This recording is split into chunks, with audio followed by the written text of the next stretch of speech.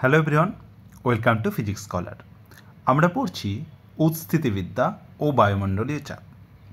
আমরা আগের ক্লাসে পড়েছি যখন স্থির তরল থাকে তার ক্ষেত্রে যখন কোনো বস্তু সেই স্থির তরলের ক্ষেত্রে আমি ডুবিয়ে রাখি বা সম্পূর্ণ নিমজ্জিত অবস্থায় হতে পারে বা আংশিক নিমজ্জিত অবস্থায় রাখি, তাহলে সেক্ষেত্রে কী কাজ করে? একটা বল কাজ করে যাকে বলা হয় প্লবক বল বা বাউয়েন্ট ফোর্স, আর সেটাকে আমরা প্লবতাও বলতে পারি। তার মানে হচ্ছে যখন আমি কোনো একটা পাত্রে ধরো কোনো একটা তরল নিলাম, জল নিলাম এবং তার মধ্যে কোনো একটা যদি বস্তু রাখি, তাহলে একটা বল কাজ করবে যেটা হচ্ছে ঊর্ধ্বমুখী, সেটাকে বলা হয় প্লবতা। এই ঘাতটা কে দেয়? এই যে তরল আছে, এই তরল সেই ঘাতটা বা সেই বলটা উপরের দিকে ক্রিয়া করে। আর একটা বল কাজ করে যেটা হচ্ছে বস্তুর ওজন, সেটা হচ্ছে নিচের দিকে কাজ করে। তো একটা বস্তু যখন থাকবে একটা তরলের মধ্যে, তখন তার একটা ভার কেন্দ্র থাকে, এটাকে বলা হয় ভার কেন্দ্র। আর তার ওজন সেই ভার কেন্দ্র দিয়ে নিচের দিকে কাজ করে। যেমন ধরো ভর যদি এম হয় তাহলে ওজন হবে এমজি। এই এমজি পরিমাণ বল নিচের দিকে তার এই ভার কেন্দ্র দিয়ে কাজ করবে। আবার যখন এই তরলের মধ্যে একটা বস্তুকে রাখলাম, তখন এই যে বস্তুর যে পরিমাণ তরল অপসারিত করলো তার যে কেন্দ্র, সেই কেন্দ্রকে বলা হয় প্লবতা কেন্দ্র। প্লবতা কেন্দ্র। এই প্লবতা কেন্দ্রকে তোমরা এইভাবে ভাবতে পারো, যদি ধরো একটা বস্তুকে যদি সম্পূর্ণ নিমজ্জিত অবস্থায় রাখা হয়, তাহলে এই যে পরিমাণ আয়তন, তার যে ওজন হবে, যে তরলটা অপসারিত হবে, সেটাকে আমি ধরতে পারি যে এই যে আয়তন, এর যে ওজন, তার ঠিক মধ্যেখানে তার হচ্ছে প্লবতা কেন্দ্র আছে। এবং এই প্লবতা বল কাজ করবে এই বিন্দু দিয়ে উপরের দিকে, প্লবতা বল কাজ করবে। প্লবতা বল কাজ করবে এবং এই যে বিন্দু, এটাকে বলা হয় প্লবতা কেন্দ্র। প্লবতা কেন্দ্র। এবার যদি বস্তু যদি সম্পূর্ণ নিমজ্জিত অবস্থায় থাকে, সম্পূর্ণ নিমজ্জিত অবস্থায়, তাহলে পরে তোমার এই বস্তুর যে প্লবতা কেন্দ্র আর তার যে ভার কেন্দ্র, এগুলো একই বিন্দু হয়, মানে আলাদা হয় না, একটাই বিন্দু হয়। সেটা হচ্ছে বস্তুর যে মধ্যেখানে যে ভার কেন্দ্র, যেটা দিয়ে বস্তুর ওজন কাজ করে, সেটা। কিন্তু যদি ধরো এই বস্তুকে তরলের মধ্যে ধরো আংশিকভাবে যদি নিমজ্জিত করা হয়, আংশিকভাবে মানে কিছু পরিমাণ নিমজ্জিত অবস্থায় আছে, কিছু পরিমাণ তরলের উপরে আছে, তখন কি হবে না, বস্তুর ভারকেন্দ্র কী হবে? বস্তুর ভারকেন্দ্র ধরো অন্য একটা পয়েন্ট হবে, ধরো এটা হচ্ছে বস্তুর ভারকেন্দ্র, আমি লিখলাম জি। কিন্তু এই যে পরিমাণ অংশ তরলের ভেতরে আছে, সেই পরিমাণ অংশের যে ওজন, তার যে কেন্দ্র, সেইটা হবে, এইটা হচ্ছে প্লবতা কেন্দ্র। তো সেইটা কিন্তু এই ভার কেন্দ্রের একই জায়গায় হবে না, তার থেকে নিচে থাকবে। এটাকে বলা হয়, আমি যদি বি বলি, সেটা হচ্ছে প্লবতা কেন্দ্র। তাই যখন বস্তু সম্পূর্ণ নিমজ্জিত অবস্থায় থাকবে, তখন বস্তুর প্লবতা কেন্দ্র এবং ভার কেন্দ্র একই বিন্দু হবে। কিন্তু যখন বস্তু আংশিক নিমজ্জিত থাকবে, তখন বস্তুর প্লবতা কেন্দ্র আর ভার কেন্দ্র কিন্তু একই বিন্দু হবে না। আর এটা মনে রাখবে, যখনই একটা বস্তুকে এইভাবে তরলের মধ্যে আমি নিমজ্জিত অবস্থায় রাখছি, তখন তার যে নিজস্ব ওজন, সেটা সবসময় ভার কেন্দ্র দিয়ে নিচের দিকে কাজ করে। আর তুমি বস্তুকে যখন এই তরলের মধ্যে রাখছো, তখন যে প্লবতা কাজ করবে, সেটা সবসময় তার এই প্লবতা কেন্দ্র দিয়ে উপরের দিকে কাজ করবে। তা একটা বস্তু যদি রাখো, তাহলে এটা যদি তার প্লবতা কেন্দ্র হয় বি, তাহলে সবসময় এটা কাজ করে উপরের দিকে, সেটা হচ্ছে প্লবতা। তাহলে প্লবতা কাজ করে উপরের দিকে, প্লবতা কেন্দ্র, বি হচ্ছে প্লবতা কেন্দ্র। তাহলে প্লবতা কাজ করবে প্লবতা কেন্দ্র দিয়ে, আর বস্তুর ওজন, নিজস্ব যে ওজন, সেটা কাজ করবে ভার কেন্দ্র দিয়ে নিচের দিকে। তাহলে এই দুটো বল, তাহলে যখনই তুমি একটা বস্তুকে এইভাবে তরলের মধ্যে ডুবিয়ে রাখলে, তখন দুটো বল কাজ করছে। একটা হচ্ছে বস্তুর ওজন, যেটাকে আমরা ডব্লিউ হিসেবে লিখতে পারি, সেটা হচ্ছে এই যে ভার কেন্দ্র, সেটা দিয়ে তোমার হচ্ছে নিচের দিকে কাজ করে। আর আরেকটা হচ্ছে প্লবতা, সেটা হচ্ছে তোমাকে লিখতে পারো তুমি W2, এটাকে তুমি W1 লিখতে পারো ওজনটাকে, আর প্লবতা হচ্ছে W2, সেটা কাজ করবে এই যে তার প্লবতা কেন্দ্র, সেটা দিয়ে। এবার যখনই কোনো বস্তু এরকম একটা স্থির তরলে তুমি একটা পাত্রে ধরো স্থির তরল নিয়েছো, কোনো একটা বস্তুকে তুমি আংশিক নিমজ্জিত অবস্থায় রেখে ছেড়ে দিলে, তাহলে কি হবে? বস্তুটা কি নিচের দিকে চলে গিয়ে পুরো ডুবে যাবে, নাকি যেখানে তুমি ছেড়ে দিয়েছো সেখানেই থেকে যাবে, নাকি বস্তুটি এই জলের তলায় জলের উপরে ভাসবে? তাহলে একটি বস্তু একটি তরলের মধ্যে ভাসবে নাকি নিমজ্জিত হয়ে যাবে, নাকি তুমি যেখানেই তুমি রেখেছো সেখানেই থেকে যাবে? তো সেই যে কন্ডিশন বা শর্ত, সেগুলোই হচ্ছে তোমার হচ্ছে যে বস্তুর ভাসনের শর্ত,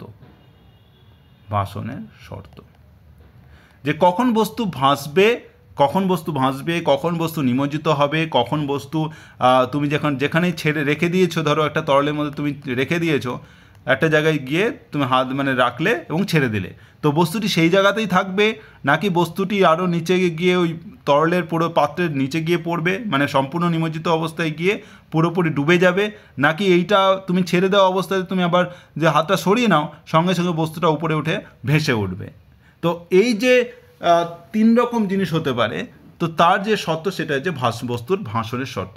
এবং এটা কার ওপরে নির্ভর করে? সেটা হচ্ছে দুটো জিনিসের ওপর, যেটা বললাম, যে একটা হচ্ছে তোমার যে এই বস্তুর যে ওজন কাজ করছে নিচের দিকে, সেটা হচ্ছে W2, আর যে তরল রাখা আছে সেই তরল যে পরিমাণ ওজন উপরের দিকে যাচ্ছে সেটা হচ্ছে W2।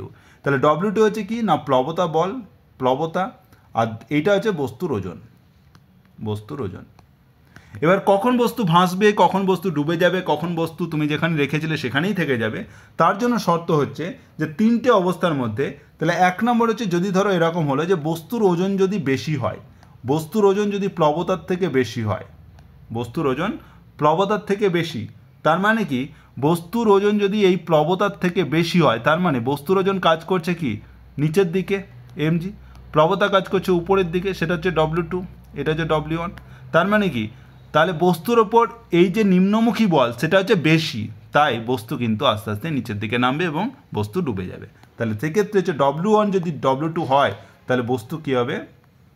বস্তু ডুবে যাবে, বস্তু তরলে ডুবে যাবে। আবার যেমন ধরো যদি W1 হচ্ছে W2 এর সমান হয়, মানে তোমার একটা বস্তুকে ধরো রেখে দিলে তরলের মধ্যে, এবং W1 কাজ করছে নিচের দিকে, W2 কাজ করছে উপরের দিকে, এবং দুটো বলই সমান, তার মানে কি বস্তুর ওপর লব্ধি বল হচ্ছে শূন্য।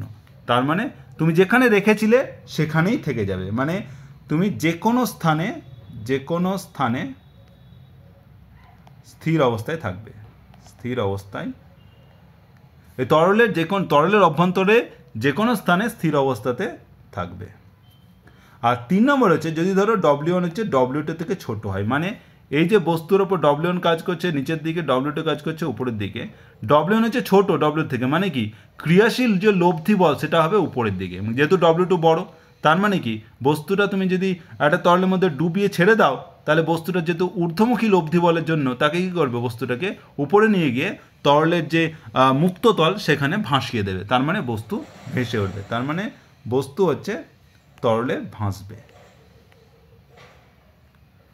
তাহলে এই হচ্ছে 3টে অবস্থা, যে একটা হচ্ছে বস্তুর ওজন যদি বস্তুর যে তরলের যে প্লবতা তার থেকে বেশি হয়, তাহলে বস্তু তরলে ডুবে যাবে। যদি বস্তুর ওজন আর প্লবতা বল একই হয়, তাহলে সেক্ষেত্রে তুমি যে কোনো স্থানে তুমি যদি রেখে দেবে সেখানেই স্থির অবস্থায় থেকে যাবে। আর যদি বস্তুর ওজন যদি প্লবতাতেই কম হয়, তাহলে ওই প্লবতা বল বস্তুকে তরলে ভাসিয়ে রাখবে, মানে তরলে ডুবে যেতে দেবে না, তরলে সেটাকে ভাসিয়ে রাখবে। তো এই হচ্ছে 3টে শর্ত। এবার যদি ধরো প্রথম শর্ত আমি বলি যে W1 হচ্ছে W2 থেকে বেশি, তার মানেটা কি? W1 W2 থেকে বেশি কখন হবে? W1টা কি? বস্তুর ওজনকে আমি এইভাবে লিখতে পারি যে ধরো W1 হচ্ছে m1 × g। এবার m1কে লিখতে পারি কি, ধরো আমি আয়তন লিখলাম V বা V1, তাহলে V1 গণিত ρ1 × g, এটা আমি লিখতে পারি তোমার হচ্ছে বস্তুর ওজন, যেখানে হচ্ছে V1 হচ্ছে বস্তুর আয়তন, আর ρ1 হচ্ছে কি না বস্তুর ঘনত্ব। আর যে প্লবতা বল কাজ করছে W2, প্লবতা বলটা কি? প্লবতা বল হচ্ছে যে বস্তু দ্বারা যে পরিমাণ তরল অপসারিত হলো তার ওজন। এবার আয়তন তো বস্তুর আয়তনের সাথে সমান হবে সেই অপসারিত তরলের ওজন, তার মানে সেই আয়তন হবে V1, আর তরলের ঘনত্ব যদি ρ2 হয় ইন্টু জি, এইটা হবে তোমার হচ্ছে বস্তু দ্বারা অপসারিত তরলের ওজন। এইটা হচ্ছে এখানে যেখানে ρ2 হচ্ছে তরলের ঘনত্ব, তরলের ঘনত্ব। আয়তন সমান কিন্তু ঘনত্ব আলাদা। এই হচ্ছে W1 হচ্ছে W1 হচ্ছে V1 ρ1G আর W2 হচ্ছে V1 ρ2G। এবার প্রথম শর্ত হচ্ছে W1 গ্রেটার দ্যান W2, মানে কি যে V1 ρ1G গ্রেটার দ্যান হচ্ছে V1 ρ2G। তার মানে হচ্ছে দেখো V1 GG কেটে গেল, মানে ρ1 গ্রেটার দ্যান ρ2। তার মানে W1 গ্রেটার দ্যান W2 মানে হচ্ছে ρ1 গ্রেটার দ্যান ρ2। ρ1 কি? ρ1 হচ্ছে বস্তুর ঘনত্ব আর ρ2 হচ্ছে তরলের ঘনত্ব। তার মানে হচ্ছে যখন বস্তুর ঘনত্ব তরলের ঘনত্বের থেকে বেশি হবে তখন বস্তু ডুবে যাবে। এটাই ছিল প্রথম শর্ত, যে বস্তু তরলে ডুবে যাবে। ধরো তুমি একটা লোহা নিলে, লোহার ঘনত্ব কত? লোহার ঘনত্ব ধরো 7.8 গ্রাম পার সেমিকিউব, এবং জল ρ2 হচ্ছে ধরো জল, মানে যে তরলটা তুমি নিয়েছো সেটা হচ্ছে জল, তাহলে জলের ঘনত্ব ρ2 হচ্ছে কত? ρ2 হচ্ছে 1।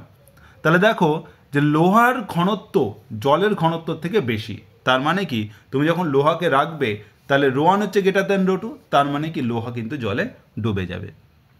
এবার এটা হচ্ছে W1 greater than W2। W1 equals to W2 মানে হচ্ছে ρ1 ইকুয়ালস টু ρ2, মানে তুমি যে বস্তুটা ডোবাচ্ছ তার যে ঘনত্ব আর যে তরলে ডোবাচ্ছ তার ঘনত্ব সমান। তাহলে কি হবে? তুমি যেখানেই বস্তুকে রেখে দেবে তরলের মধ্যে সেখানেই সে স্থির অবস্থায় থেকে যাবে, সে ভাসবেও না, মানে উপরে উঠে গিয়ে ভাসবেও না বা নিচে নেমে গিয়ে ডুবেও যাবে না। তুমি যেখানে রেখে দেবে সেখানেই থেকে যাবে, সেটা হচ্ছে ρ1 ইকুয়ালস টু ρ2, মানে যখন দুটি ঘনত্ব সমান হবে। এরকম একটা এক্সাম্পল হচ্ছে, যেমন ধরো তুমি যদি সম আয়তনে জল আর অ্যালকোহল নাও, জল আর অ্যালকোহল এই দুটোকে মিশিয়ে তুমি একটা ধরো মিশ্রণ তৈরি করলে, তরল তৈরি করলে, এবং তাতে তুমি কি করলে না একটা অলিভ তেল ডোবালে, তাহলে দেখা যাবে যে তুমি যেখানে অলিভ তেলটা রাখো তরলের মধ্যে তাহলে পরে সেখানেই কিন্তু স্থির অবস্থায় থেকে যাবে। কারণ হচ্ছে এই জল আর অ্যালকোহলের মিশ্রণে যে তুমি তরলটা তৈরি করলে তার ঘনত্ব আর এই অলিভ তেলের ঘনত্ব সমান হয়। তা সেই জন্য তুমি যেখানেই অলিভ তেলকে এই তরলের মধ্যে রাখবে তুমি সেখানেই কিন্তু কী হবে? অস্থির অবস্থায় থেকে যাবে। আর W1 যদি লেস দ্যান W2 হয়, মানে বস্তুর ওজন যদি প্লবতা বলের থেকে কম হয়, এটা কখন সম্ভব? তাহলে W1 হচ্ছে কি V1 ρ1G আর W2 হচ্ছে V2 ρ2G। তাহলে তুমি যদি W1 লেস দ্যান W2 হয় তার মানে হচ্ছে যে ρ1 হচ্ছে লেস দ্যান ρ2।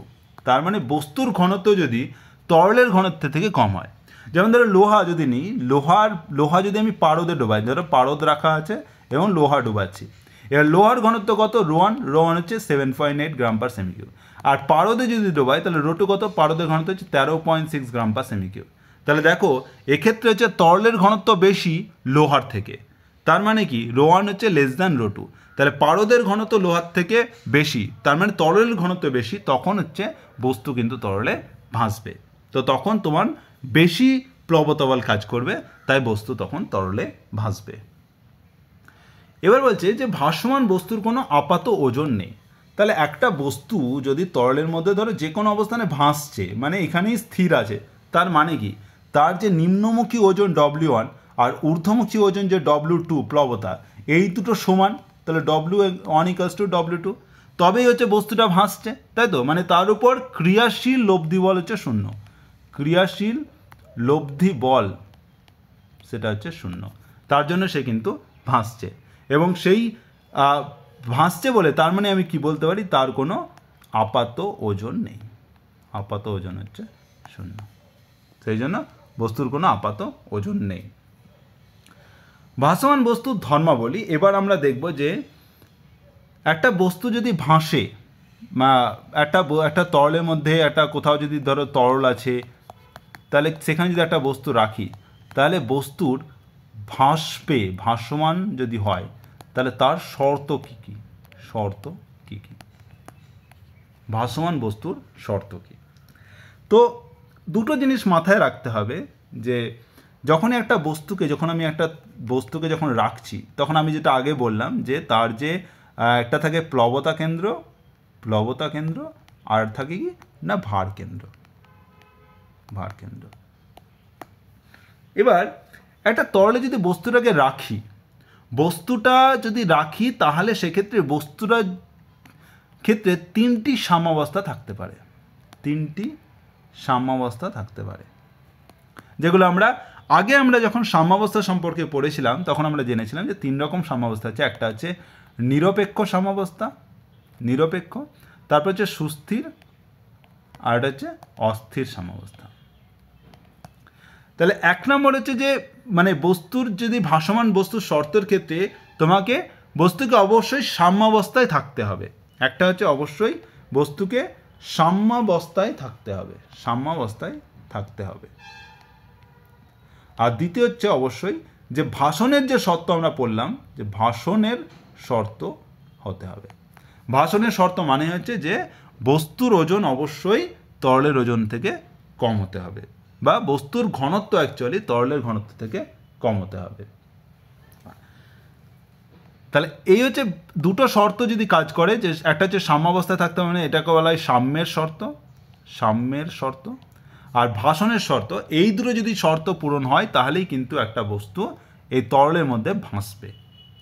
তো ভাসনের শর্ত আমরা যেটা আগেই বললাম, যে তোমার যে বস্তুটা যদি ভাসে তাহলে তার যে ওজন হবে বা বস্তুর ওজন কার সাথে সমান হবে?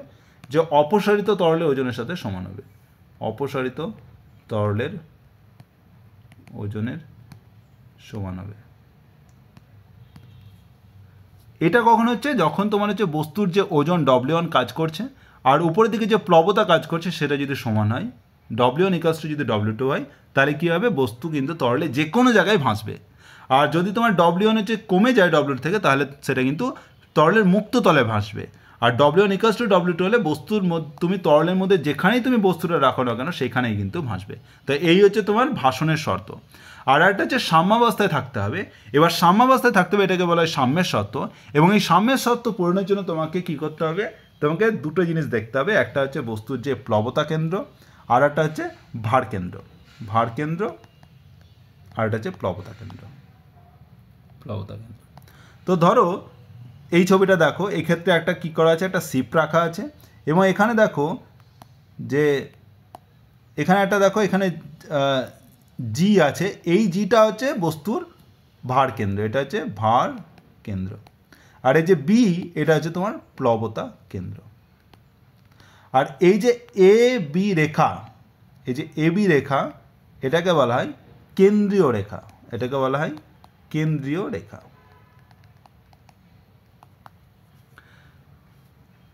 রেখা কি না? যদি ধরো তুমি এরকম একটা বস্তু নিলে এবং তুমি এটা জলে ডোবালে, তাহলে এই যে রেখা, এই রেখাটা হবে কেন্দ্রীয় রেখা, যেটা তোমার মাঝ বরাবর যাবে এবং সেটা হচ্ছে তার ভার কেন্দ্র দিয়ে যাবে। এটা হচ্ছে ভার কেন্দ্র।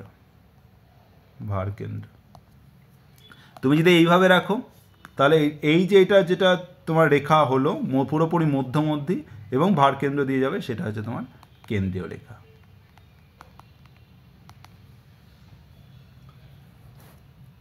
ওকে, তাহলে আমি বললাম এখানে হচ্ছে বি থাকছে, এখানে হচ্ছে বি থাকছে, সেটা হচ্ছে প্লবতা কেন্দ্র। বি হচ্ছে প্লবতা কেন্দ্র, আর জি হচ্ছে ভার কেন্দ্র। এবার আমরা ভাসমান বস্তুর সুস্থিতি নিয়ে আলোচনা করব।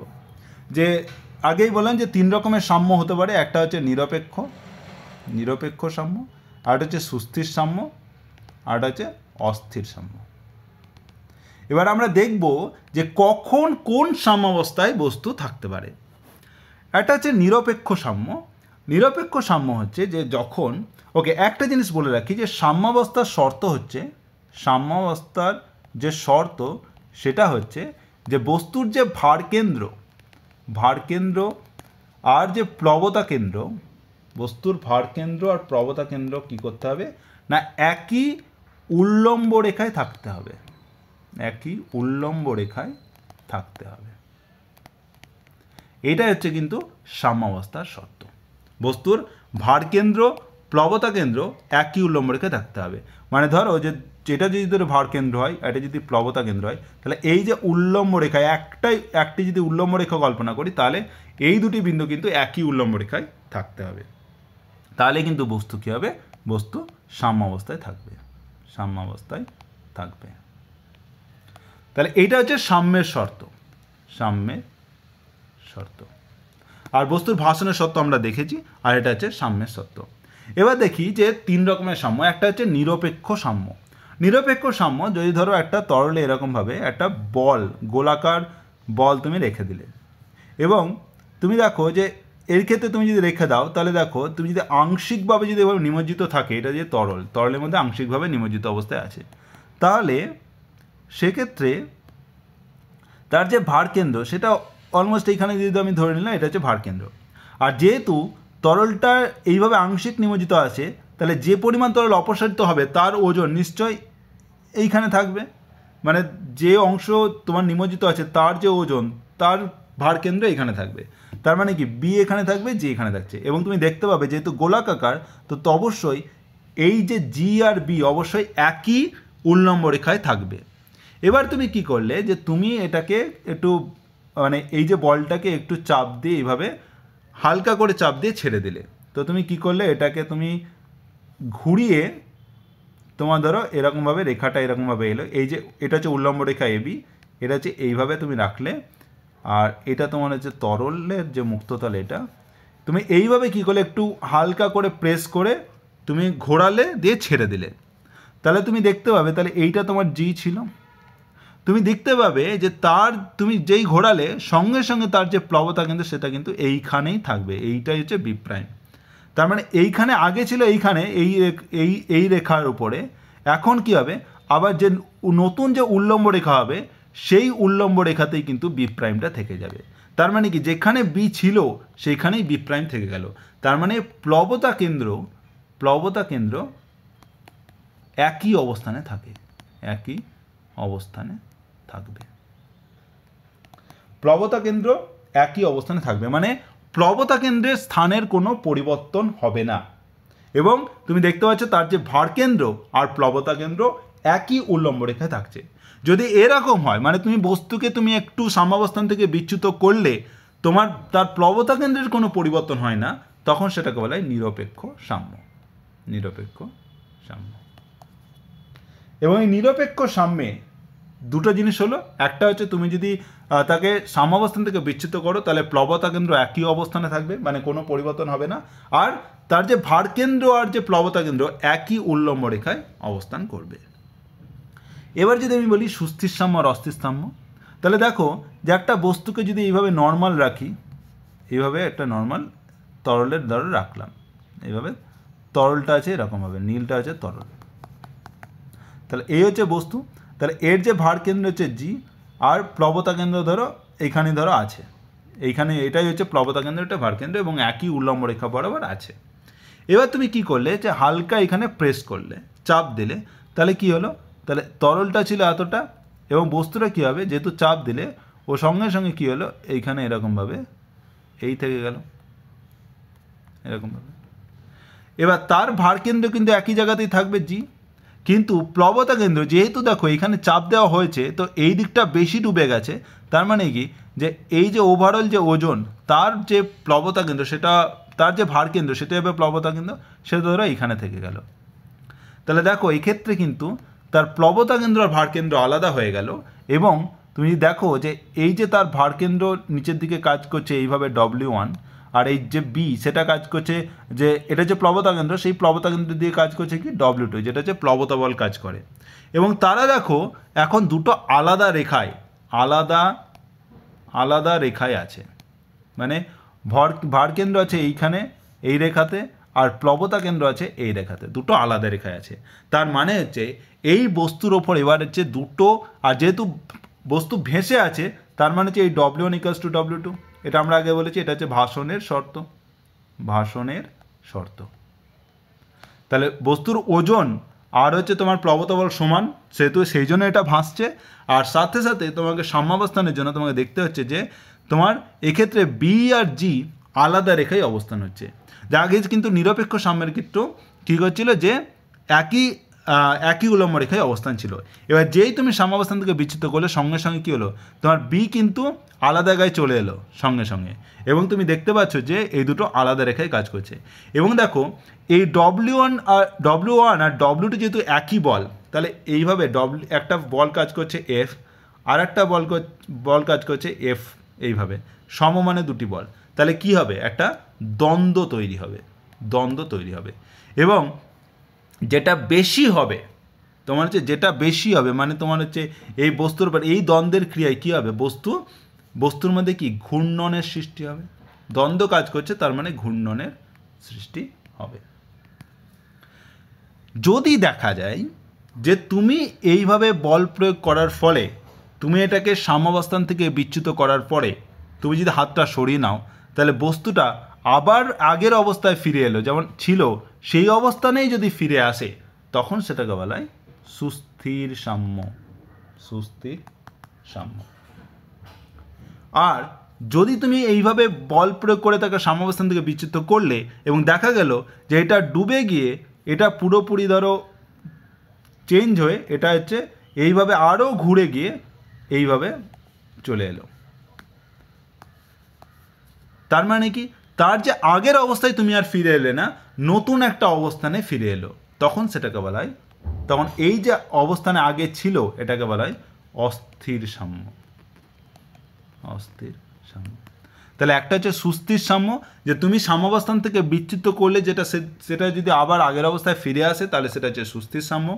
আর যদি তুমি সাম্যাবস্থান থেকে বিচ্যুত করলে সে আগের অবস্থায় ফিরে না এসে অন্য একটা অবস্থানে চলে যায়, তখন সেটা হচ্ছে অস্থির সাম্য। এবার এই অস্থির সাম্য সুস্থির সাম্যকে আরও ভালো করে বোঝার জন্য আমরা একটা কনসেপ্ট আলোচনা করব, সেটা হচ্ছে মেটা কেন্দ্র বা ইংরেজিতে বলে মেটা সেন্টার। মেটা কেন্দ্র কী জিনিস, যে যখন তোমার হচ্ছে এরকমভাবে ধরো তোমার একটা বস্তু আছে, এইভাবে একটা বস্তুর আমি নিলাম, একটা বস্তুর ক্ষেত্রে আমি বললাম যে এটা ধরো জি, আর তরলে যদি ডোবানো আছে এটা হচ্ছে তরল, এই তরলের ক্ষেত্রে তাহলে তার প্রবতা কেন্দ্র অবশ্যই আলাদা হবে, তো সেটা হলো বি। তাহলে বি আর জি কিন্তু এখানে একই উল্লম্ব রেখায় অবস্থান করছে, তার মানে এটা হচ্ছে সাম্যাবস্থায় থাকবে। এবার তুমি কি করলে, ধরো একটু যদি এটাকে বিচ্যুত করো, এইভাবে তুমি যদি বস্তুটাকে রাখো, তাহলে তার ভার কেন্দ্র হচ্ছে এইখানে চলে এলো, আর তার প্রবতা কেন্দ্র হচ্ছে ধরো এখানে এলো বি। তাহলে দেখো এক্ষেত্রে জি আর বি কিন্তু একই উল্লম্ব রেখায় থাকছে না, তাহলে জি থাকছে তোমার হচ্ছে এই যে উল্লম্ব রেখা এই বরাবর, আর বি থাকছে এই বরাবর উল্লম্ব রেখা। এবার আমি আরেকটা বলেছিলাম যে কেন্দ্রীয় রেখা, সেটা হচ্ছে এ বি, যেটা হচ্ছে এই বরাবর কাজ করছে। তাহলে কেন্দ্রীয় রেখা এখানে কাজ করছে, দেখো এইভাবে, এই হচ্ছে তার কেন্দ্রীয় রেখা এ বি, যেটা হচ্ছে বস্তুকে পুরোপুরি সমদ্বিখণ্ডিত করে। তো এই হচ্ছে তোমার এ বি, এটা হচ্ছে কেন্দ্রীয় রেখা, এবং যার মধ্যে দিয়ে কি ভার কেন্দ্র কাজ করে। এবার তুমি দেখতে পাচ্ছ যে এই যে বি আর এই যে তোমার হচ্ছে যে কেন্দ্রীয় রেখা, এটা কিন্তু আর একই রেখায় অবস্থিত নয়, মানে এটা কিন্তু বি কিন্তু আলাদা জায়গায় আছে, ওই রেখার উপর অবস্থান নয়। এবং তুমি যদি এইভাবে উল্লম্ব রেখায় যে বি দিয়ে যে উল্লম্ব রেখা টানলে, সেইটা এই যে কেন্দ্রীয় রেখাকে দেখো একটা পয়েন্টে কাট করছে, এই যে পয়েন্ট সেটাকে বলা হয় মেটা কেন্দ্র। মানে এই পয়েন্টটাকে বলা হয় বা বিন্দুটাকে বলা হয় মেটা কেন্দ্র। তার মানে তোমার যেটা বি থাকবে সেটা যে উল্লম্ব রেখা বরাবর কাজ করবে, আর বস্তু যদি কেন্দ্র রেখা এরকমভাবে যদি বস্তুর কেন্দ্র রেখা হয়, কেন্দ্রীয় রেখা, তাহলে যে পয়েন্টে কাট করবে সেটাকে বলা হয় মেটা কেন্দ্র, সেটাকে বলা হয় মেটা কেন্দ্র। এবং তোমার যে সাম্যগুলো, যে কখন নিরপেক্ষ সাম্য হবে, কখন সুস্থির সাম্য হবে বা কখন অস্থির সাম্য হবে, সেটা আমরা এইভাবে ব্যাখ্যা করতে পারি যে যদি ধরো যে কোনো বস্তুর ক্ষেত্রে, যেমন ধরো আমি যে ধরো এই ছবিটা দেখো, এটা হচ্ছে বস্তুর সুস্থির সাম্যের ক্ষেত্রে তোমার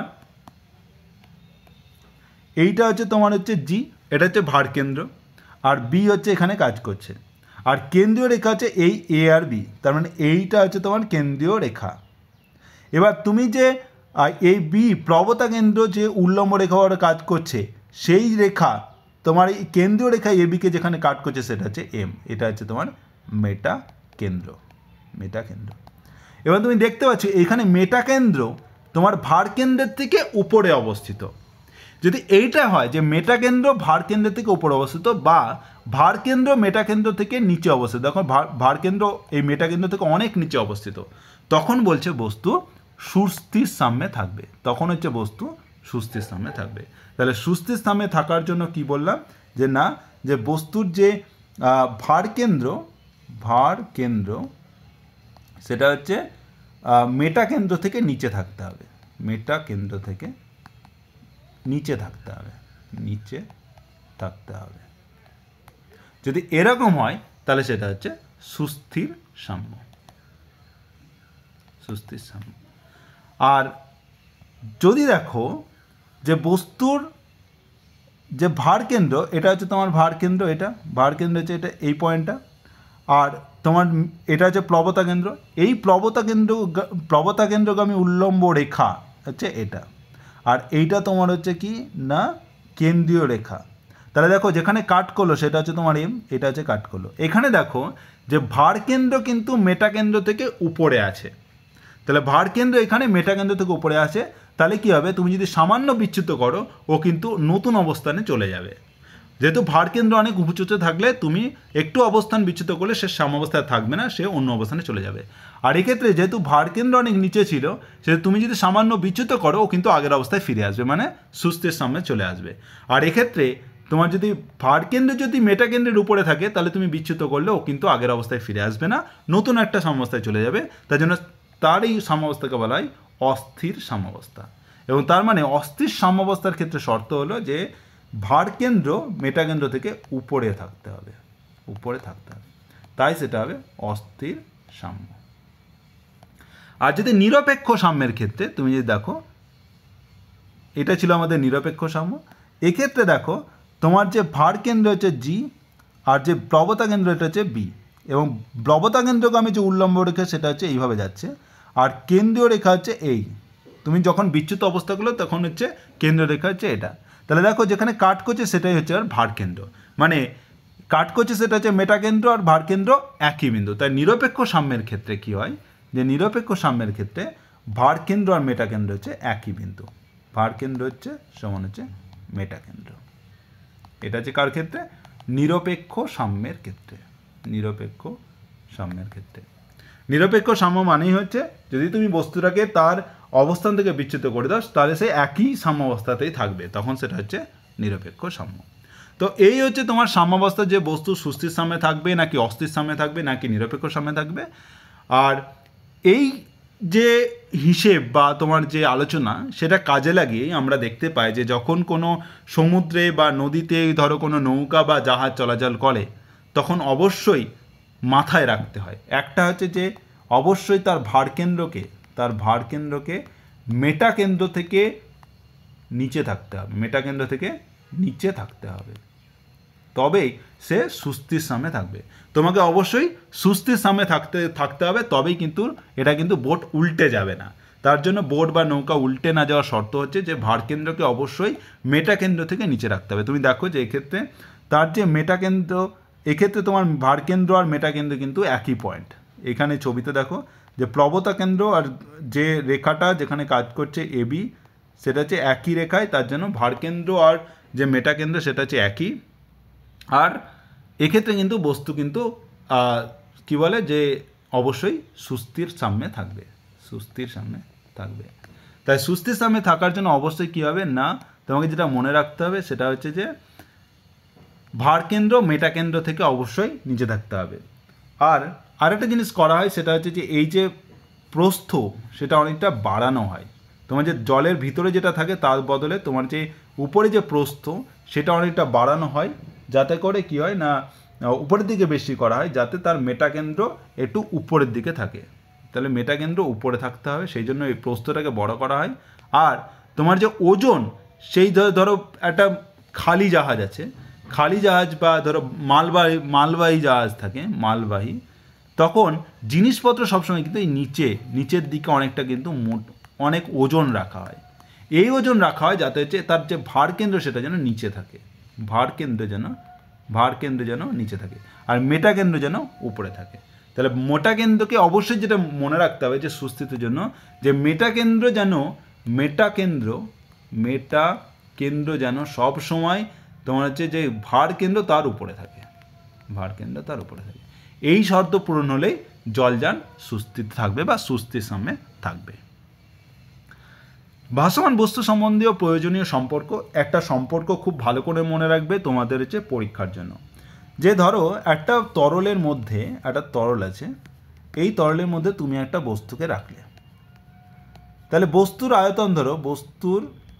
আয়তন যদি ধরো ভি হয়, আর ঘনত্ব যদি ধরো রো হয়, ধরলাম আমি রো, তাহলে বস্তুর টোটাল আয়তন হচ্ছে ভি আর বস্তুর ঘনত্ব হচ্ছে রো। এবার আমি বললাম যে পরিমাণ অংশ হচ্ছে ডুবে আছে সেই পরিমাণ অংশের আয়তন হচ্ছে ভি। তাহলে এই পরিমাণ অংশের আয়তন হচ্ছে ধরো আমি সামথিং লিখলাম ভি প্রাইম, সেই আয়তনের সমান, সেইটা কার সাথে সমান হবে, তোমার হচ্ছে যে সমায়তন অপসারিত তরলের ওজনের সাথে সমান হবে। তার মানে হচ্ছে এই যে ভি প্রাইম গণিত রো, বা আমি সেটাকে যদি স্মল ভি বলি, তাহলে এই স্মল ভি গণিত হচ্ছে তোমার হচ্ছে যে বস্তুর যে কি বলে যে এই সম আয়তনের যে তরল অপসারিত হবে, তো তার তরলের ঘনত্ব যদি রো প্রাইম হয়, রো প্রাইম হচ্ছে তরলের ঘনত্ব, তাহলে ভি গণিত রো প্রাইম গণিত হচ্ছে জি, এটা হচ্ছে তোমার অপসারিত তরলের ওজন, সম আয়তন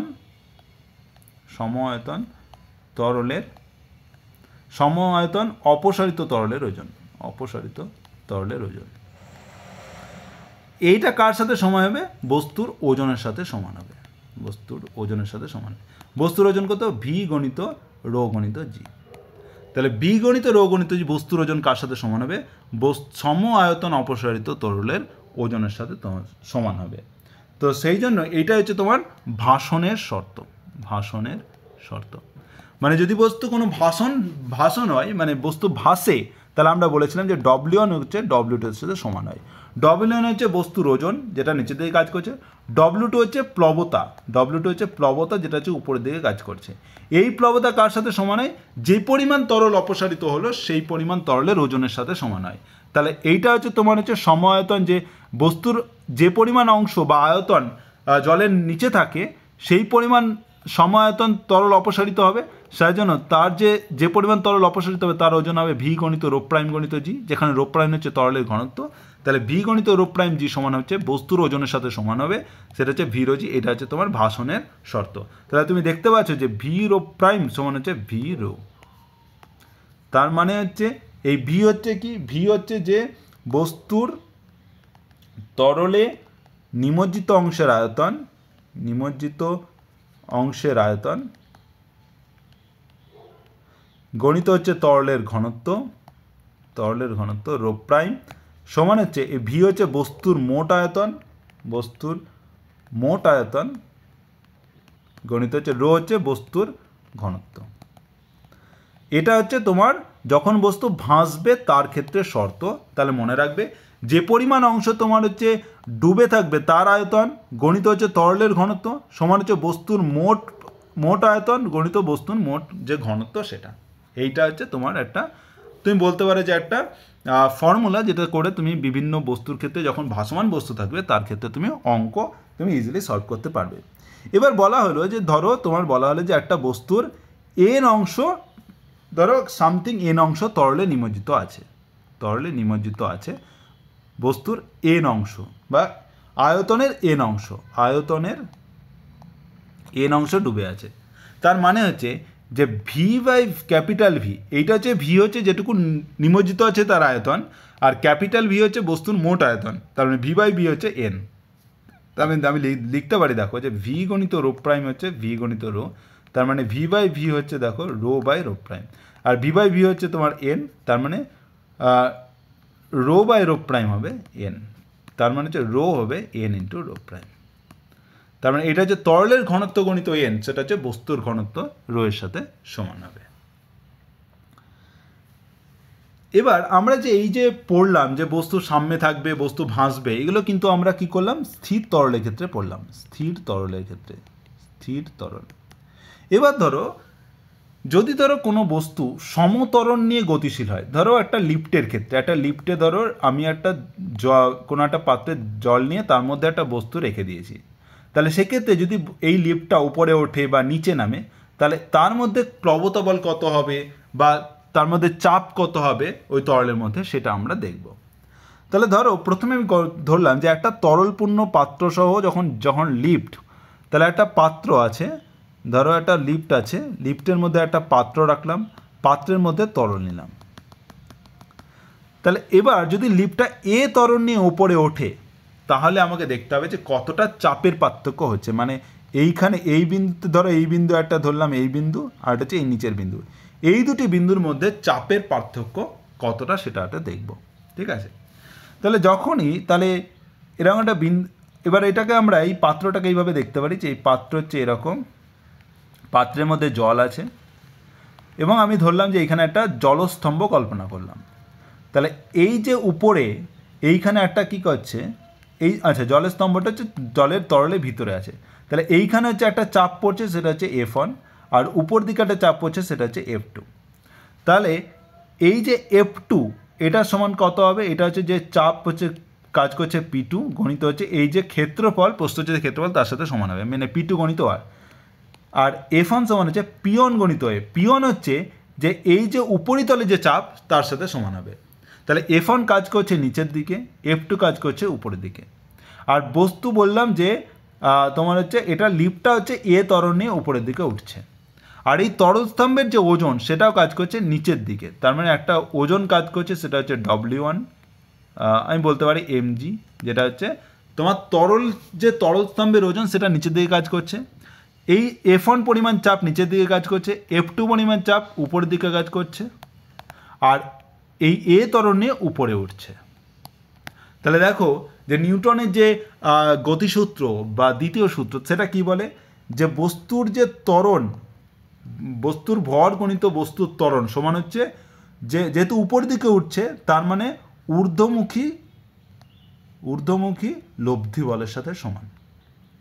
এটা হচ্ছে নিউটনের দ্বিতীয় সূত্র, যে বস্তুর ভর গণিত যে বস্তুর ত্বরণ সেটা হচ্ছে ঊর্ধ্বমুখী যে লব্ধি বল তার সাথে সমান। তাহলে দেখো F1 কাজ করছে নিচের দিকে, F2 কাজ করছে উপরের দিকে, mg কাজ করছে নিচের দিকে। তাহলে ঊর্ধ্বমুখী লব্ধি বল কত, দেখো ঊর্ধ্বমুখী কাজ করছে শুধুমাত্র F2, আর F1 আর mg নিচের দিকে, তার মানে F1 মাইনাস হয়ে যাবে, মাইনাস হচ্ছে mg।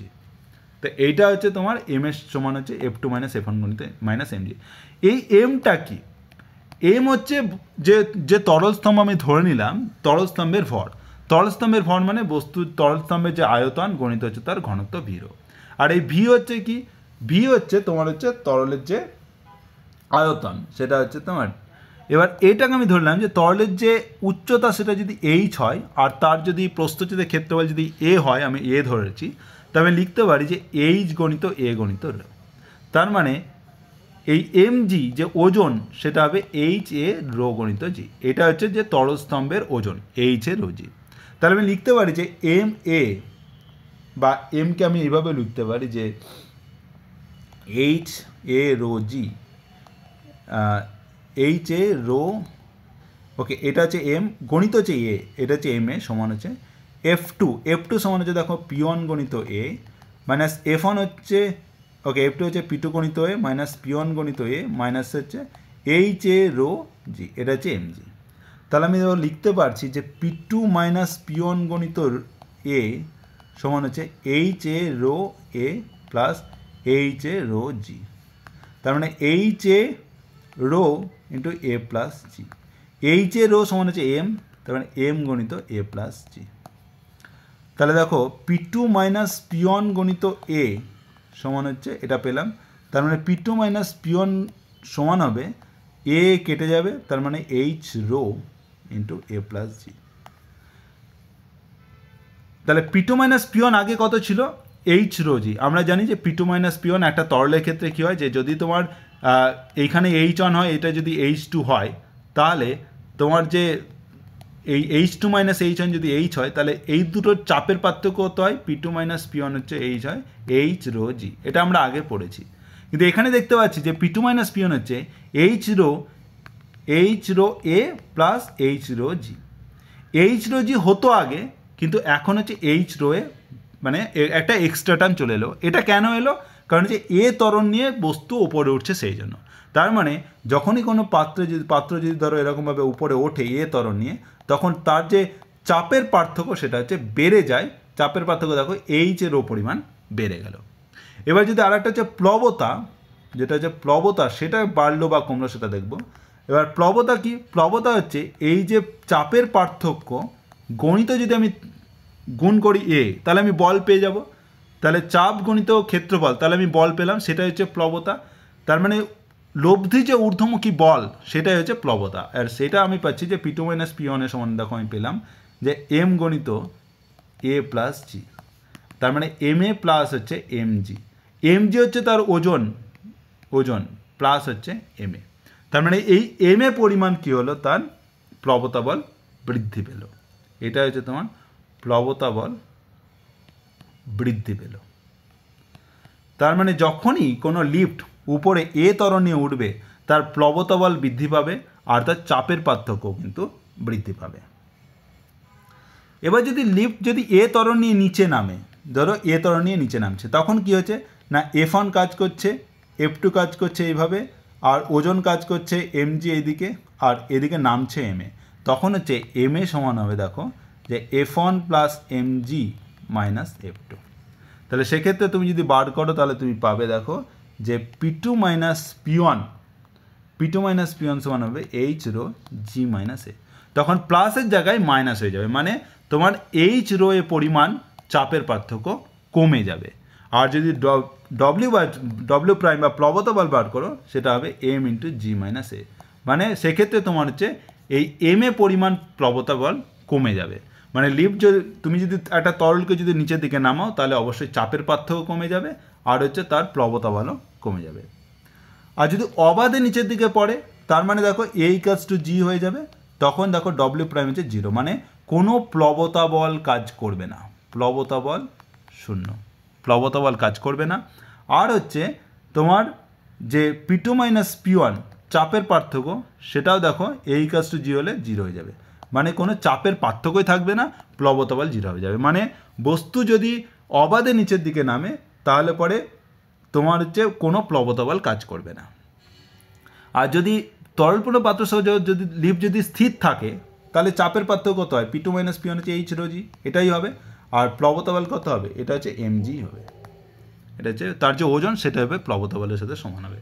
তার সমবেগে ওঠানামা করলে বা লিফট স্থির থাকলে তোমার চাপের পার্থক্য যেটা তোমরা আগে পড়েছো আর প্লবতা বল একই হবে। কিন্তু যদি লিফট যদি উপরে ওঠে এ ত্বরণ নিয়ে বা নামে যদি এ ত্বরণ নিয়ে, তাহলে কিন্তু চাপের পার্থক্য আলাদা হবে। ওকে, লাস্ট যেটা পড়বো সেটা হচ্ছে যে অনুভূমিক দিকে সমতরণ নিয়ে গতিশীল তরলের মুক্ততল। ধরো একটা পাত্রে তরল নিয়ে আমি সেটাকে এ ত্বরণ নিয়ে এইভাবে নিয়ে যাচ্ছি, তাহলে কি এই তরলের মুক্ততলটা কীরকম থাকে? এইভাবে অনুভূমিক থাকবে না কীরকম থাকবে, সেটা আমরা দেখব। তাহলে সেই জন্য আমরা কি করব, যে আমরা এইভাবে একটা চোঙ কল্পনা করলাম, মানে তরলের মধ্যে একটা চোঙ কল্পনা করলাম। তাহলে এই দিকটা তোমার হচ্ছে এ, এই দিকটা হচ্ছে বি। তাহলে এক্ষেত্রেও এইখানে যদি আমি P1 ধরি চাপ, এইখানে যদি P2 ধরি, তাহলে দেখতে পাচ্ছি যে এইখানে বল প্রয়োগ হবে P2 গণিত এ, আর এইখানে কাজ করবে P1 গণিত এ, বা আলফা আমি ধরছি, আলফা হচ্ছে প্রস্থচ্ছেদের ক্ষেত্রফল। তাহলে দেখো, তাহলে এইদিকে কাজ করছে F1, এদিকে কাজ করছে F2, আর যেহেতু এখানে mg কোনো ভূমিকা নেই, ওজনের কোনো ভূমিকা নেই, আর এই দিকে যাচ্ছে হচ্ছে এ দিয়ে, তার মানে হচ্ছে এম এ নিউটনের যে দ্বিতীয় গতিসূত্র, এম এ সমান হবে F1 মাইনাস F2। তাহলে F1 হচ্ছে দেখো P1 গণিত আলফা মাইনাস P2 গণিত আলফা। তার মানে এম এ সমান হচ্ছে, আর এম হচ্ছে কি, এম হচ্ছে তোমার যে এর যদি আমি বললাম যে এর দৈর্ঘ্য হচ্ছে এল আর প্রস্থচ্ছেদের ক্ষেত্রফল আলফা, তার মানে এল আলফা হচ্ছে তার আয়তন গণিত হচ্ছে রো, তাহলে এইটা হবে তার হচ্ছে এম। তাহলে এল আলফা রো গণিত এ সমান হচ্ছে P1 alpha minus P2 alpha. তার মানে P1 মাইনাস P2 সমান দেখো আমি পাচ্ছি এল আলফা, আলফা থাকবে না, আলফা কেটে যাবে, এল রো এ। এইটা হচ্ছে তোমার P1 মাইনাস P2 সমান এটা আসছে কারণ হচ্ছে বস্তু এই তরল কী হচ্ছে এ ত্বরণ নিয়ে যাচ্ছে সেই জন্য। এবার দেখো নর্মালি যদি তোমার হচ্ছে এইভাবে তরলের মুক্ততল যদি অনুভূমিক হয়, তাহলে একই গভীরতায় কী হবে না চাপ কিন্তু একই হবে, তার মানে P1 আর P2 একই হবে, তাহলে P1 ইকুয়ালস টু P2 হবে যখন তারা একই গভীরতা থাকবে। কিন্তু আমি দেখছি যে এখন P1 মাইনাস P2 হচ্ছে 0 নয়, একটা টার্ম আছে, তার মানে P1 হচ্ছে P2 থেকে বেশি। তার মানেই হচ্ছে যে তরলের মুক্ততল এখন আর অনুভূমিক নেই, যে এই P1 আর P2 এই বিন্দু দেখতে অনুভূমিক হলেও তরলের মুক্ততল থেকে কিন্তু যেহেতু অনুভূমিকা থাকবে না, তবেই হচ্ছে H1 আর H2 যদি গভীরতা হয়, তাহলে যেহেতু P1 হচ্ছে বেশি, তার মানে এর গভীরতা বেশি হবে, আর P2 হচ্ছে এখানে P2-র ক্ষেত্রে গভীরতা কম হবে যেহেতু P2 কম। তো H1 যেহেতু আমরা জানি P হচ্ছে H রো জি, তার মানে P বেশি মানে H বেশি, গভীরতা বেশি, তার মানে H1 হচ্ছে গ্রেটার দ্যান H2। তার মানে এই বিন্দু অনুভূমিক থাকলেও তরলের মুক্ততল থেকে কিন্তু তার গভীরতা আলাদা। তার মানে হচ্ছে তরলের যে মুক্ততল, তরলের মুক্ততল আর অনুভূমিক নয়, তরলের মুক্ততল অনুভূমিক নয়, সেই জন্যই এই ঘটনা ঘটছে। তার মানে তুমি যখন একটা পাত্রে তরল নিয়ে তুমি এইভাবে তরল নিয়ে যাবে, তরলের মুক্ততল আর অনুভূমিক থাকবে না। আর কতটা কোণ করবে, যে আগে ছিল তোমার এরকম, এখন হচ্ছে এরকম, তার মানে এই যে কোণটা হবে থিটা, সেটা তুমি বার করতে পারো আরামসে। তাহলে এই ডিস্টেন্সটা আমরা এইভাবে বলতে পারি যে ট্যান থিটা সমান হচ্ছে এই যে দূরত্ব, এইটা হচ্ছে কত, টোটাল দূরত্ব H1 আর এটা হচ্ছে H2, মানে এইটা থেকে গেল H1 মাইনাস H2। এটা হচ্ছে লম্ব বাই ভূমি, এই দূরত্ব হচ্ছে আমরা বলেছি চোঙের যে দৈর্ঘ্য সেটা হচ্ছে L, তার মানে H1 minus H2 by L। তাহলে এইটা আমরা বার করতে পারি, ট্যান থিটা সমান হচ্ছে H2 minus H1 by L। তাহলে দেখো P1 মাইনাস P2 আমরা পেয়েছি L রো এ, আর P1 হচ্ছে কি H1 রো জি মাইনাস H2 রো জি সমান হচ্ছে L রো এ। তার মানে দেখো যে H1 minus H2 by L সমান পাবো দেখো যে A বাই জি, তার মানে এটা হচ্ছে A বাই জি। তার মানে ট্যান থিটা হচ্ছে ট্যান ইনভার্স A বাই জি, তাহলে এই পরিমাণ অ্যাঙ্গেল তোমার হবে। ওকে, এই হচ্ছে তোমার হচ্ছে তরলের মুক্ততলের অবস্থা। এবার আমরা দুটো অঙ্ক করে নেব, তাহলেই আজকের মতো হয়ে যাবে। যে একটি বস্তু কোনো তরলে ভাসমান ও তার আয়তনের 1/4 অংশ তরলের বাইরে থাকে, তাহলে একটা বস্তুকে যদি ডোবায়, তাহলে তার 1/4 অংশ এরকমভাবে এটা বস্তু হলে, আর তরল যদি এরকম থাকে এই, তাহলে 1/4 অংশ তোমার বাইরে আছে, আর বাকি 3/4 অংশ কী হবে, ভেতরে থাকবে।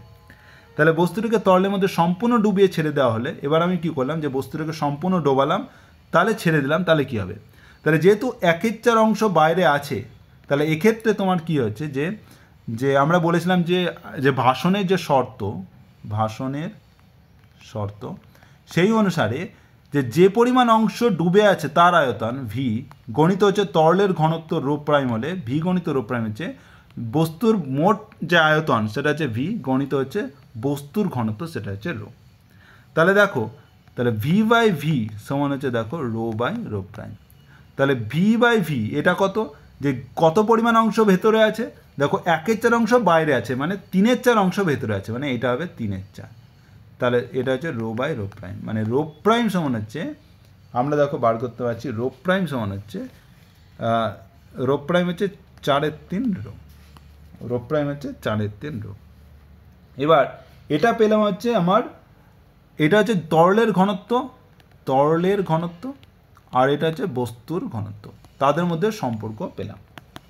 এবার যখনই আমি বস্তুটাকে এইভাবে ডুবিয়ে ছেড়ে দিলাম, তখন কি হবে, যে তার ক্ষেত্রে কি হচ্ছে যে তোমার হচ্ছে তুমি যখন বল প্রয়োগ করলে, তো সঙ্গে সঙ্গে কি হলো যে বেশি পরিমাণ তরল অপসারিত হলো, মানে প্লবতা বল বেশি হয়ে যাবে। তাহলে প্লবতা বল বেশি হবে। তো তখন কি হবে, এই প্লবতা বল ওকে উপরের দিকে ঠেলে নিয়ে গিয়ে আবার আগের জায়গায় ফিরিয়ে আনবে। তার মানে এই যে ঊর্ধ্বমুখী যে লব্ধি বল কাজ করবে, সেটা কার সাথে সমান হবে, যে যতটা প্লবক বল কাজ করছে মাইনাস যে বস্তুর যে ওজন তার সাথে সমান হবে।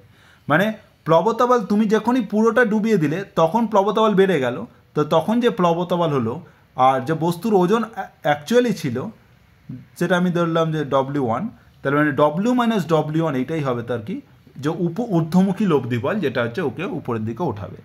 এবং সেটা যদি বার করো যে ঊর্ধ্বমুখী যে লব্ধি বল সেটা কত, যে আমরা জানি এম গণিত এ সমান হচ্ছে প্লবতা বল। প্লবতা বল হচ্ছে কত, ভি যদি সম্পূর্ণ নিমজ্জিত করো তাহলে ভি গণিত রো প্রাইম গণিত জি মাইনাস, আর ওজন কত, ভি গণিত রো গণিত জি।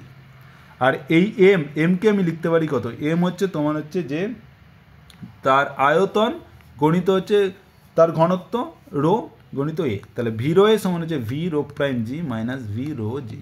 তাহলে দেখো ভি ভি কেটে গেল, তাহলে পেলাম রো এ সমান হচ্ছে রো প্রাইম জি মাইনাস রো জি।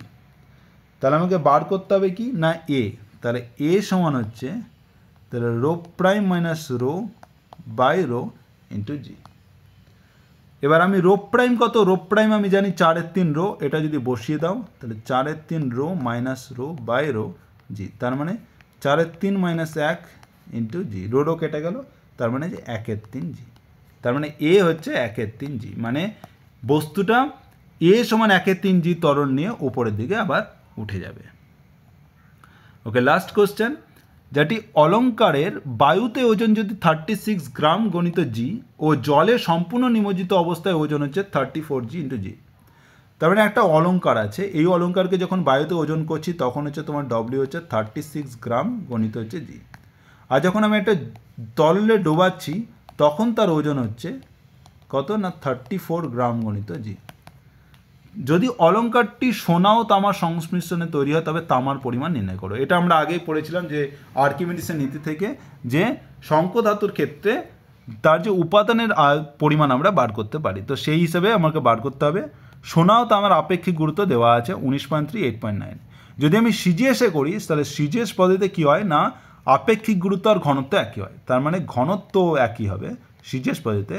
তো সোনার ঘনত্ব হচ্ছে, সোনার ঘনত্ব আমি যদি রো 1 লিখি তাহলে সেটা হচ্ছে 19.3, আর তামার ঘনত্ব হবে রো 2, সেটা হচ্ছে 8.9। এবার এখানে কি বলছে যে বস্তুরা যখন বায়ুতে ওজন করছে অলঙ্কারটা, তার ওজন হচ্ছে 36 গ্রাম ইন্টু জি, আর যখন আমি তরলের মধ্যে ডুবিয়ে ওজন পরিমাপ করছি তাহলে 34 গ্রাম ইন্টু জি। তার মানে হচ্ছে যে যখন তুমি ডোবাচ্ছ তখন যে অপসারিত তরল বা প্লবতা বল কাজ করছে, তার মানে অপসারিত তরলের ওজন সেটা কত হবে, যে বস্তুর ওজন, যে অপসারিত তরলের ওজন সেটা কত হবে, যে বস্তুর ওজন যে বায়ুতে ওজন মাইনাস হচ্ছে যে জলে যেটা ওজন হচ্ছে তার সাথে, জলে যে ওজন তার সাথে সমান, যে অপসারিত তরলের ওজন সমান হচ্ছে অপসারিত জলের ওজন সমান হচ্ছে বায়ুতে ওজন মাইনাস জলে যে বস্তুর ওজন সেটা। তাহলে বস্তুর ওজন কত, বস্তুর ওজন হচ্ছে 36 গ্রাম ইন্টু জি মাইনাস হচ্ছে জলে ওজন হচ্ছে 34 গ্রাম ইন্টু জি, মানে এই পরিমাণ অংশ 2 গ্রাম ইন্টু জি, এই পরিমাণ তোমার হচ্ছে তরল অপসারিত হলো। এবং তাহলে যেহেতু তরলের ঘনত্ব ওজন হচ্ছে এটা, এবার ওজন যদি আয়তন বার করি তাহলে আয়তন কত হবে, আয়তন হচ্ছে ভি, তাহলে ভি গণিত রো, তরলের ঘনত্ব যদি রো হয়, এবার জলের ঘনত্ব রো গণিত জি, এটা হচ্ছে তার ওজন। এই ওজন হচ্ছে অপসারিত তরলের ওজন হচ্ছে 2 গ্রাম ইন্টু জি। তাহলে দেখো রো হচ্ছে তোমার হচ্ছে জলের ক্ষেত্রে 1, তার মানে ভি হবে, দেখো আমি লিখতে পারি যে ভি হচ্ছে তোমার হচ্ছে 2, তাহলে ভি সমান যদি 2 হয় তাহলে 2 সেমি পার কিউ যদি হয় তাহলে দেখো ভি রো জি হচ্ছে 2 গণিত 1 গণিত জি, মানে 2 গ্রাম ইন্টু জি, মানে আয়তন হচ্ছে 2 পার সেমি কিউ, মানে যে পরিমাণ তরল বা জল অপসারিত হবে তার আয়তন হচ্ছে এতটা। এবার আমি ধরো তামার পরিমাণ ধরে নিলাম, তামা হচ্ছে ধরো এক্স পরিমাণ আছে, এক্স গ্রাম পরিমাণ তামা আছে, তাহলে তোমার টোটাল হচ্ছে 36 গ্রাম হচ্ছে তোমার হচ্ছে টোটাল ভর, এটা দেওয়া আছে। তাহলে পরে যে সোনা কতটা থাকবে, সোনা হচ্ছে 36 মাইনাস এক্স পরিমাণ গ্রাম পরিমাণ ওই অলঙ্কারে থাকবে। তাহলে এই তামার আয়তন কত হবে, আয়তন হচ্ছে বস্তুর ভর বাই ঘনত্ব, তাহলে এক্স বাই ঘনত্ব হচ্ছে 8.9, আর এর ক্ষেত্রে আয়তন কত হবে, আয়তন সেটা হবে x by 36 minus x by হচ্ছে 19.3। তাহলে টোটাল আয়তন যে অলঙ্কারের আয়তনের সাথে সমান হবে, তাহলে অলঙ্কারের আয়তন সমান কত যে তামার আয়তন x/8.9 প্লাস হচ্ছে 36 মাইনাস x, এটা হচ্ছে সোনার আয়তন, তা সেই দুটো আয়তন যোগ করলে আমি কি পাবো? অলঙ্কারের আয়তন পেয়ে যাব। এই যে অলঙ্কারের আয়তন হলো আর যে অপসারিত জল তোমার হবে তার সাথে কী হবে? আয়তন দুটি সমান হবে। তার মানে x/8.9 প্লাস 36 মাইনাস x/19.3 সমান হবে 2। আর এটা থেকে যদি আমি x বার করি তাহলে পাবো x সমান হচ্ছে 2.225। তার মানে 2.225 পরিমাণ গ্রাম পরিমাণ তামা আমার আছে। তো এইভাবে তোমরা কিন্তু যে আর্কিমিডিসের নীতি ব্যবহার করে তোমরা শঙ্কধাতুর ক্ষেত্রে তোমার কতটা উপাদান আছে সেটা কিন্তু বার করতে পারো। তো এই হচ্ছে তোমাদের অঙ্ক। আশা করি তোমরা বুঝতে পেরেছো। না বুঝতে পারলে অবশ্যই একটু ভালো করে বোঝো, কারণ এইগুলো একটু হলেও ক্রিটিক্যাল, আর একটু না বুঝলে এগুলো বুঝতে অসুবিধা হবে। তো একটু ভালো করে পড়ো, তাহলেই বুঝতে পারবে। সহজ জিনিস। আর্কিমিডিসের নীতি অবশ্যই ভালো করে পড়ো, আর্কিমিডিসের নীতি, তাহলে তোমরা বুঝতে পেরে যাবে। ওকে, তো আজকে এই পর্যন্ত। যদি তোমাদের কোনো কোশ্চেন থাকে কমেন্ট করো, আর যারা গ্রুপে আছো তারা অবশ্যই মেসেজ করো। তো আজকের মধ্যে এটুকুই। Thank you.